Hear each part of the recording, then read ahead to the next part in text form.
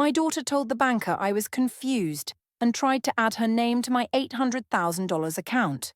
I asked for the manager, withdrew every penny into a trust she can't touch, and handed her a $10 bill for the gas ride home. Mathematics is the language of truth. It does not lie. It does not exaggerate. It does not forget. 2 plus 2 will always equal 4, no matter how much you might wish it equaled 5. My name is Helen Foster. I am 76 years old. For 40 years, I taught calculus at Toledo Central High School. I taught thousands of teenagers that feelings are variables but facts are constants. On a grey Tuesday morning in February, I sat at my kitchen table, a cup of black coffee steaming to my right. Outside, the Ohio snow was falling in thick, wet clumps, sticking to the window pane. Inside, the house was silent, save for the scratching of my pen. I was completing the New York Times crossword puzzle, in ink. I filled in the last clue, 6 letters. Mental sharpness. ACUITY. I capped my pen. I checked my watch. 8:14 in the morning. I had finished it in 12 minutes. A personal best for a Tuesday. I stood up. My right hip gave a sharp twinge of protest. I hissed through my teeth and reached for my cane. It was a simple aluminum cane with a foam handle. I hated it. To me, it was a necessary tool for leverage. To my daughter Jennifer, it was a symbol of my inevitable decay. I walked to the refrigerator. I opened it and took out my pill organizer. It was empty for the morning slot because I had already taken my blood pressure medication at 7 o'clock. I closed the fridge. Just then, I heard the front door unlock. Jennifer didn't knock. She had a key for emergencies, a privilege she interpreted as, whenever I feel like it. "Mum?" Jennifer's voice drifted down the hallway. It was high-pitched, overly cheerful, the voice one uses for toddlers or golden retrievers. "Mum, are you up?" "I am in the kitchen, Jennifer," I called back. "I have been up for 3 hours." Jennifer walked into the kitchen. She was 48 years old, but she dressed like she was 25. She was wearing leggings, a puffer vest, and Ugg boots. Her hair was highlighted a blonde that didn't exist in nature. Behind her was my son-in-law, Brian. Brian was 50. He was a large man who always looked like he was trying to sell you something you didn't need. He wore a Carhartt jacket that was pristine, despite his claims of being a contractor. "Oh, look at you," Jennifer cooed, walking over to me. She didn't hug me. She patted my shoulder. "Up and dressed. Did you eat?" "I had toast," I said. "Did you take your pills?" Jennifer asked, her eyes darting to the counter. "Yes," I said. "At 7. Jennifer walked to the counter. She picked up the pill organizer. She frowned. "Mom," she said, her voice dropping to a whisper of concern. "The Tuesday slot is still full." I looked. It was full. The little blue pill was sitting there. My heart skipped a beat. I knew I had taken it. I remembered swallowing it with my coffee. I remembered the bitter taste. "I took it," I said firmly. "I distinctly remember." "Mom," Jennifer sighed. She looked at Brian. They exchanged a look. The look. It was a mixture of pity and patience that made my blood boil. "You probably thought about taking it. But you didn't. See? It is right here." She popped the compartment open. She handed me the pill. "Take it now, Mom," she said. "Before you forget again. We don't want your pressure spiking." I looked at the pill. Had I forgotten? Was my mind playing tricks on me? No. I looked at the organizer again. The Monday slot was empty. The Sunday slot was empty. But the Wednesday slot, it was empty too. I realized what had happened. Yesterday, Monday, I must have accidentally refilled the Tuesday slot when I was organizing the week. Or I looked at Jennifer. She was watching me closely, too closely. "Just take it, Helen," Brian said from the doorway. "No big deal. We all forget things." I didn't take it. I put the pill in my pocket. "I will take it with lunch," I said. "I don't want to upset my stomach." "Okay," Jennifer said, her tone suggesting she would just make me take it later. "Anyway, are you ready? We have a big day." "We do?" I asked. "The bank, Mom," Jennifer said. rolling her eyes playfully. We talked about this on Sunday. Remember? We need to go update the signature cards. We did not talk about this on Sunday, I said. On Sunday, we talked about the weather and Brian's truck transmission. Mom, Jennifer said, putting a hand on my arm. We had a whole conversation about it. You said you were worried about the fraud alerts on the news. You said you wanted me added to the account so I could help you monitor things, don't you remember? I stared at her. I had never said that. I was the one who taught her how to balance a checkbook. I monitored my accounts daily. I knew my balance to the penny, $842,615.12. But the way she said it, so confident, so assured, it made a small crack in my certainty. Did I say that? Was I slipping? That was their weapon. They didn't hit me. They didn't steal from my purse. They just chipped away at my reality, flake by flake, until I wasn't sure if the ground beneath my feet was solid. Come on, Brian said, checking his watch. We don't want to hit traffic. The bank gets busy. I need my coat, I said. Jennifer grabbed my coat from the hook. She held it open for me. It felt like being put into a straitjacket. Where is your cane? Jennifer asked. I am standing right next to it, I said. Good, she said. You need it. The sidewalks are icy. We don't want you falling again. I haven't fallen, I said. I tripped on a rug 3 years ago. Sure. Mom, she said. Ready? They ushered me out of the house. They flanked me on either side, gripping my elbows, lifting me slightly off the ground so my feet barely touched the snow. It wasn't support. It was containment. We got into Brian's truck. It was a massive lifted pickup that I had to climb into like a jungle gym. I sat in the back seat. Jennifer and Brian sat in the front. As we drove toward downtown Toledo, they started talking. They didn't whisper, but they used that specific tone people use when they think the person in the back seat is deaf or senile. We should get the power of attorney notarized while we are there, Brian said. One step at a time, Jennifer replied. Let's just get me on the checking and savings first. The investment account might take longer. We really need to pay that supplier by Friday, Brian muttered. He is threatening to pull the lien. I know, Jennifer said. Once I am on the account, I can transfer it. Mom has plenty of liquid cash. She won't even notice $5,000. I sat very still. I looked out the window at the grey slush on the road. They weren't just taking me to the bank. They were taking me to the slaughter. Brian's business was failing. I knew this because I read the public legal notices in the paper. He had 3 liens against him.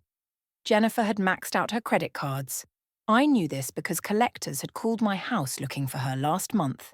They were drowning, and they looked at me and saw a life raft. But I wasn't a raft. I was a mathematician, and I started doing the math in my head. If Jennifer got on the account, she would have full signing privileges.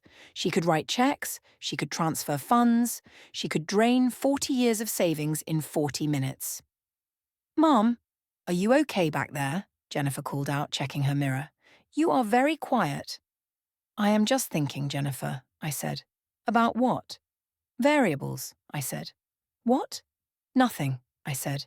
Just numbers. See? Jennifer whispered to Brian. She is looping again? Obsessing over numbers? It is the dementia setting in? Sad, Brian agreed.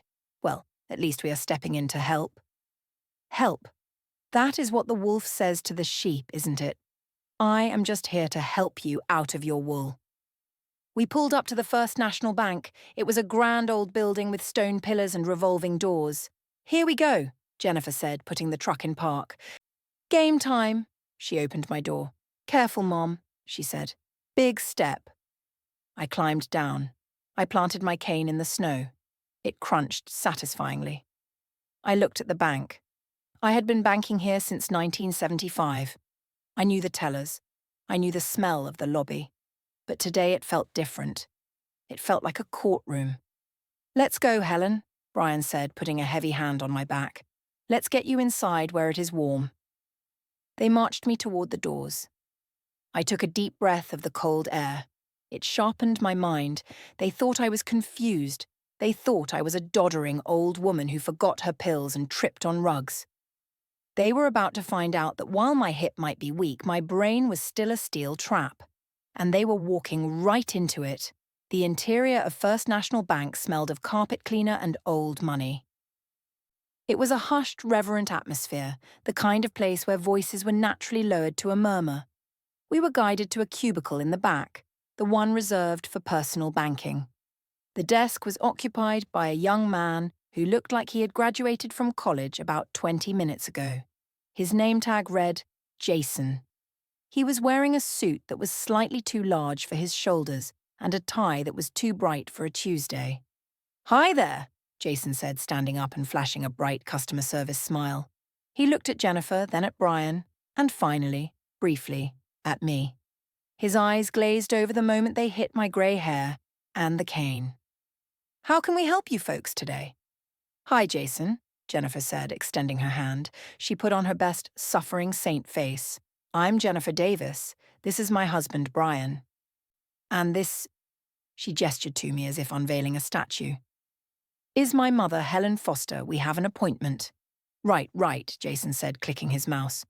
"To update account privileges?" "Exactly," Jennifer said, sitting in the chair closest to the desk. Brian took the one next to her. There was no third chair. "Oh," Jason said, realizing the error. "Let me grab another." "I will stand," I said. "No, Mom, don't be silly," Jennifer said, jumping up. "You sit. Brian can stand." "I said I will stand," I repeated. My voice was steady. I preferred to stand. It gave me a better vantage point. It made it harder for them to physically loom over me. "She gets stubborn," Jennifer whispered loudly to Jason, giving him a conspiratorial wink. "We just let her do what she wants." Jason chuckled nervously. "Okay then. So, we are looking to add you as a joint owner on Mrs. Foster's accounts, checking and savings, and the investment portfolio," Brian added from behind me. "We want to consolidate everything under one umbrella, for simplicity." "Makes sense," Jason said. He started typing. "I have the paperwork here. It is pretty standard. Joint survivorship. It grants full access to both parties." He slid a stack of papers across the desk toward Jennifer. Not toward me. Toward her. "Now," Jason said, looking at me with a slow, exaggerated enunciation like he was speaking to a foreign tourist. "Mrs. Foster, do you understand what we are doing today?" I looked at him. I looked at the tie. Polyester. "I am old, young man, not deaf," I said. "And yes, I understand the concept of joint ownership. However, before we proceed, I have a query regarding the municipal bonds in my portfolio, specifically the Toledo City infrastructure bonds. They are set to mature in September. If we alter the ownership structure now, does that reset the holding period for tax purposes regarding the accrued interest?" Jason blinked. His mouth opened slightly. He looked down at his screen, then back at me. He clearly had no idea. Jason stammered. I would have to check with the investment team on that specific." "It is a simple calculus of tax liability," I said. "If the cost basis shifts—" Jennifer cut me off. She didn't just interrupt. She physically reached out and patted my hand, effectively silencing me. She turned to Jason with a smile that didn't reach her eyes. "Oh, ignore her, Jason," Jennifer said with a light, airy laugh. "Mom is a little confused these days. She used to be a teacher, so she gets stuck on these little details. She thinks it is 1995. She doesn't really understand the numbers anymore." My blood went cold. "Excuse me," I said. "It's okay, Mom," Jennifer soothed, her voice dripping with condescension. "You don't need to worry about bonds or taxes. That's why we are here. We just need to get my name on the account so I can pay the bills you keep missing. Remember the electric bill last month?" I had not missed the electric bill. I had paid it online 3 days early. "I did not miss the electric bill," I said, my voice rising. "Shh, Mom. You're making a scene," Jennifer hissed. She looked at Jason with wide, pleading eyes. "See what we deal with, the paranoia? It's heartbreaking, really." We just want to make sure she is safe. Jason nodded sympathetically. He looked at me with pity. To him, I was just a senile old woman arguing about imaginary bills. I was a problem to be solved, a box to be checked so he could go to lunch. I understand, Jason said softly. It is hard when they start to slip. When they start to slip? He spoke about me as if I wasn't there, as if I were a piece of furniture with a loose leg. I looked at the papers. Jennifer was already reaching for a pen. Brian was shifting his weight, practically salivating at the thought of the account access. If I argued, I looked crazy. If I shouted, I looked unstable. If I stayed silent, I was complicit in my own robbery. I needed a different variable. I needed to change the equation entirely. I lifted my cane. I brought it down on the hard linoleum floor with a crack that sounded like a gunshot. Whack! The sound echoed through the quiet bank. Heads turned. The tellers stopped counting. Jason jumped in his seat. "Mom!" Jennifer gasped. "What are you doing?" I ignored her. I ignored Brian. I locked eyes with Jason. "I am not confused," I said. My voice was not loud, but it projected. It was my teacher voice, the one that could stop a spitball fight from across a cafeteria. I'm also not fond of being spoken about in the third person. Stop typing, Jason. Jason froze, his hands hovering over the keyboard. "You are a personal banker level 1, I said, reading his name tag. "You are not qualified to handle the transaction I am about to request. I want to see the branch manager." "Mom, stop it," Jennifer grabbed my arm. "You are embarrassing us. Jason is helping us." "I don't want Jason," I said, pulling my arm away. "I want David Henderson." Jason looked surprised. "Mr. Henderson, he is in a meeting." "Get him," I said. "Tell him Mrs. Foster is here. Tell him I have a question about the limit of a function as x approaches 0. "What?" Jason stared at me. "Just tell him," I commanded. "Mom, you are speaking gibberish," Brian groaned. "Functions? X? Jesus, her mind is gone." "Please," Jennifer said to Jason, "just ignore her. Let's just sign the papers." Jason looked at me. He saw the steel in my spine. He saw the cane planted firmly on the ground. He realized, perhaps for the first time, that I was not a sweet little old lady. I'll go check," Jason said. He scrambled out of his cubicle and disappeared into the back office. "I cannot believe you," Jennifer hissed at me the moment he was gone. "We are trying to help you. Why do you have to be so difficult? Why do you have to fight us on everything?" "Because I am not a child, Jennifer," I said. "And this is my money." "It's family money," Brian snapped. "It's for the future. And right now you are risking it by being incompetent." "Incompetent?" I repeated the word. "Is that what you think?" "Look at you." Jennifer gestured to my cane. "You can barely walk. You forget your pills. You think it is 1995. Yes, Mom, you are incompetent, and if you don't let us do this, we are going to have to look at other options for your living arrangements." The threat hung in the air. Assisted living. A home. They were threatening to lock me away if I didn't hand over the keys to the vault. Before I could respond, the door to the back office opened. A man walked out.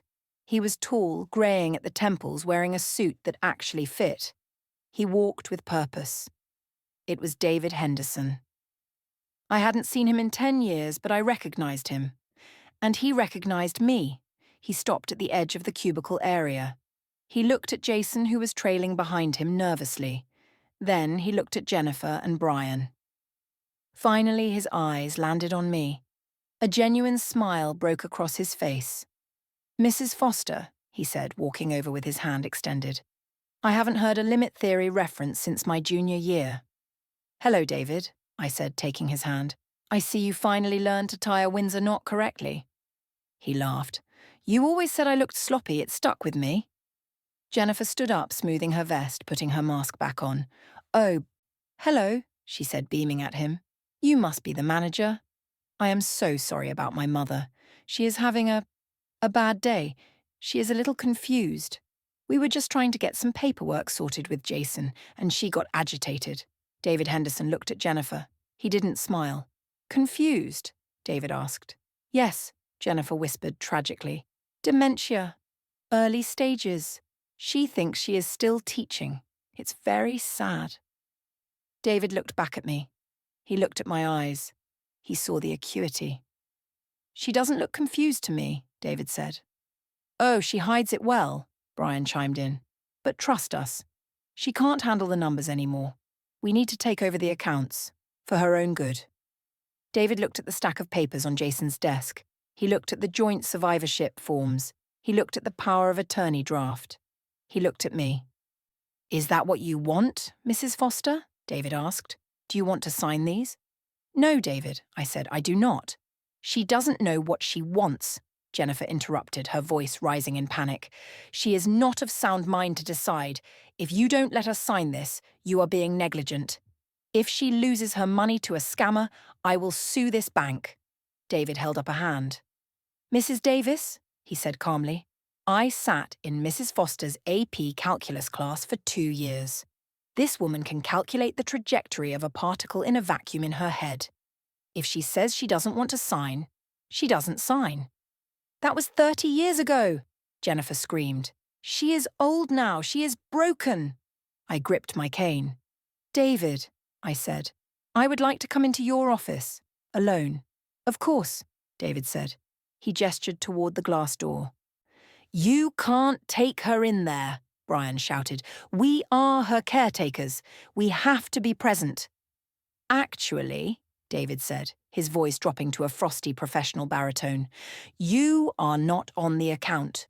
You have no legal standing here, and you are causing a disturbance in my lobby. He turned to me.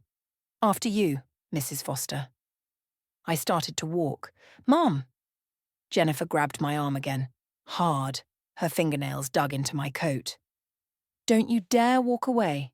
If you go in there, don't expect a ride home. Don't expect us to come for Sunday dinner. You will be alone. Do you hear me? All alone. I looked at her hand on my arm. Let go, Jennifer, I said quietly. She didn't let go. I raised my cane about 2 inches and let it drop on the toe of her Ugg boot. Ow! She shrieked, jumping back. I said, let go, I repeated. I turned and walked toward the manager's office. My hip hurt. My heart hurt. But my head was clear. I walked into David's office. I sat in the chair. David walked in behind me and closed the door. He closed the blinds. The noise of the lobby, Jennifer's screeching, Brian's shouting, was muffled instantly. I am sorry about that, David, I said. I seem to have brought the circus with me. David sat behind his desk. He looked at me with concern. Are you safe, Mrs. Foster? He asked. Do I need to call Adult Protective Services or the police? No, I said. I don't need the police. I need a withdrawal slip. A withdrawal? David asked. How much? I looked him in the eye. Everything, I said. Every penny, checking, savings, the money market, the bonds. I want to close the relationship. David's eyes widened. Mrs. Foster, that is over $800,000. You want to carry that out in cash? Heavens no, I said. I want a cashier's check, payable to the Northern Ohio Trust Company. You're moving it to a competitor? I am moving it to a trust, I said. A specific kind of trust. Are you familiar with a generation-skipping transfer? David smiled slowly. I am. It bypasses the children and goes directly to the grandchildren. Correct, I said. Jennifer has 2 children. My grandchildren. I haven't seen them in 2 years because she uses them as pawns. If she doesn't get money, I don't get visits. Well, I am done playing that game.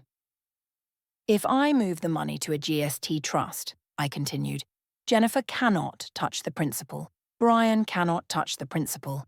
It is locked until the children turn 25.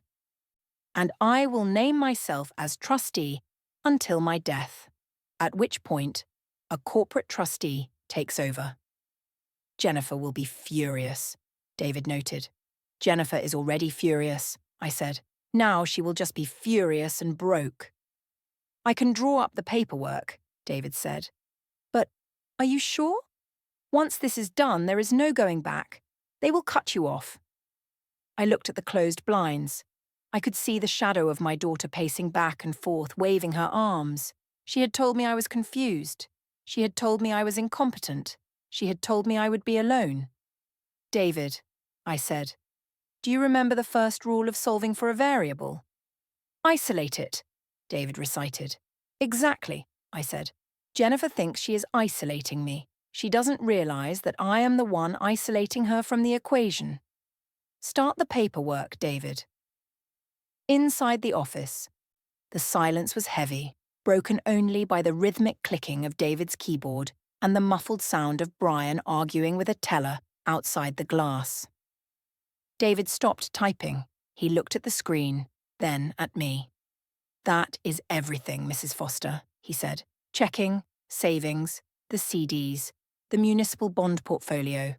I have liquidated the positions.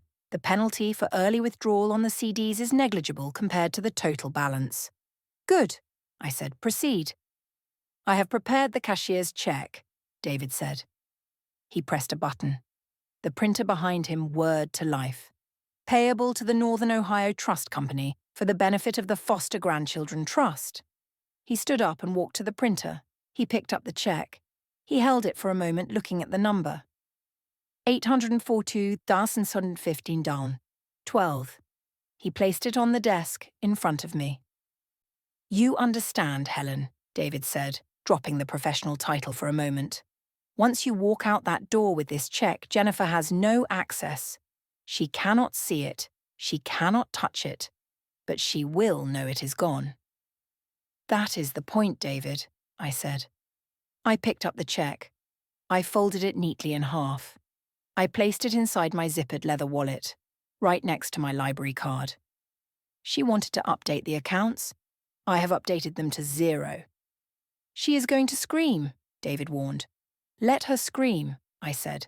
Noise is just energy leaving the system. I stood up. I grabbed my cane. Shall we? I asked. David opened the door. The moment we stepped back into the lobby, Jennifer lunged at us. She had been pacing near the water cooler, chewing on her cuticle. Brian was leaning against the wall, scrolling on his phone, looking bored but expectant. Finally! Jennifer exhaled, rushing over. God, Mom, what took so long? Did you get confused again? She looked at David, flashing that fake, conspiratorial smile. I am so sorry she held you up, Mr. Henderson, she said. She probably wanted to tell you stories about the old days, right? Anyway, is it done? Did she sign the papers? She held out her hand, expecting a folder, expecting a debit card, expecting the keys to the kingdom. David didn't hand her anything. He clasped his hands behind his back. The transaction is complete, Mrs. Davis, David said formally. Great. Jennifer sighed with relief. She turned to Brian. See, I told you. Smooth sailing. She turned back to me. She grabbed my elbow again, that proprietary grip that made me feel like livestock. Okay, Mom, let's go, she said. We need to stop at the grocery store on the way home. Since I'm on the account now, I can pick up those expensive steaks you like. My treat. Your treat, I repeated. With my money. It's our money now, Mom, she corrected gently. For the family, come on. She pulled on my arm. I planted my feet. I planted my cane. I am not going with you, Jennifer, I said. She stopped. She frowned. What? Don't be silly. Brian drove. You can't walk home. I am taking a taxi, I said. A taxi? Brian laughed, stepping forward. Why waste money on a taxi? We are right here. Because, I said, looking Brian in the eye, I do not get in cars with strangers. Strangers? Jennifer's voice went shrill. Mom, stop it! We are your daughter and son-in-law. You are having an episode. Mr. Henderson, see? She is doing it again. I am not having an episode, I said. My voice was calm, clear, and loud enough that the entire lobby went silent. I am having a moment of clarity. I pulled my arm out of her grip. I took a step back, creating space. Jennifer, I said, you brought me here to add your name to my accounts. You told Mr. Henderson I was confused. You told him I couldn't handle the numbers. Because you can't, she snapped. On the contrary, I said. I handled them perfectly. I just closed every account in this bank. The silence that followed was absolute. It was the silence of a vacuum. You… what? Jennifer whispered. I closed them, I said. Checking, savings, the investments. The balance is zero. The accounts no longer exist. Jennifer's face went pale. She looked at David. Is she lying? Jennifer demanded. Tell me she is lying. Mrs. Foster requested to close her relationship with the bank, David said smoothly. As she is the sole account holder and fully competent, I honoured her request. You let her take the money, Brian shouted, stepping toward David. You let a senile old woman walk out with… How much was it? How much did you take, Helen? $842,615, I said, and 12 cents. Brian looked like he had been punched in the gut. Where is it? Jennifer shrieked. She looked at my purse. She actually reached for it. I lifted my cane and pointed it at her chest. Do not touch my bag, I warned. Give it to me, Jennifer screamed. You will lose it. You will leave it on a bus. You are mentally unfit. I am not unfit, I said, and I am not keeping it. I have already moved it. Moved it where? To a trust, I said. A generation-skipping trust. Jennifer froze. She knew enough about money to know what that meant. Generation… skipping? She breathed. It means it skips you, I said simply. The money is now legally designated for Sarah and Michael. My grandchildren. Her children. The ones she had forbidden me from seeing because I wouldn't pay for their private school tuition last year. You gave it to the kids, Jennifer gasped. But they are 12 and 14. They can't access it. Exactly, I said. And neither can you. The trust is locked until they are 25. If they want to use it for college, they apply to the corporate trustee. If they want to use it for a house, they apply to the trustee. But you get nothing. You witch, Jennifer screamed. Her mask of concern evaporated. The caring daughter was gone, replaced by the desperate, greedy woman beneath. We have bills. Brian has liens. We needed that money now. I know, I said. I calculated your debt-to-income ratio based on the notices on your counter. You are insolvent. But that is a variable you introduced into your own life. I am not solving your equation for you anymore. I will sue you, Brian yelled. I will have you declared incompetent. I will overturn the trust. Good luck, David Henderson interjected, stepping up beside me. I have just notarized an affidavit of competency. I also have 2 tellers who witnessed the entire transaction. Mrs. Foster is sharp as a tack. Jennifer looked around the lobby. People were staring. She realized she was losing. She tried one last manipulation. She started to cry. Mom, she sobbed, reaching out. How can you do this? We are family. We take care of you. We drive you places. We love you. I looked at her tears. I analyzed them. Variable X. Tears. Cause. Loss of revenue. Not loss of relationship. You drove me here to rob me, Jennifer, I said. That is not love. That is transport. I reached into my purse. I bypassed the wallet with the heavy check. I reached into the side pocket where I kept my petty cash. I pulled out a $10 bill. I held it out to her. What is this? She sniffled, looking at the bill. For the gas, I said. Since you drove. She stared at the money. She didn't take it. I let it drop from my fingers. It fluttered to the floor, landing next to her Ugg boots. And don't bother coming for Sunday dinner, I said, turning toward the revolving doors. I might be too confused to cook. Mom, she screamed after me. If you walk out that door, you are on your own. We are done. I know, I said. I walked to the door. David Henderson moved ahead of me and pushed the heavy glass door open. Thank you, David, I said. Drive safely, Mrs. Foster, he said. Or, rather, ride safely. I stepped out onto the snowy sidewalk. The cold air hit my face. It felt wonderful. It felt clean. A yellow taxi was idling at the curb. I waved my cane. The driver saw me and hopped out to open the door. I climbed in. It was warm. Where to, lady? The driver asked. I looked back at the bank.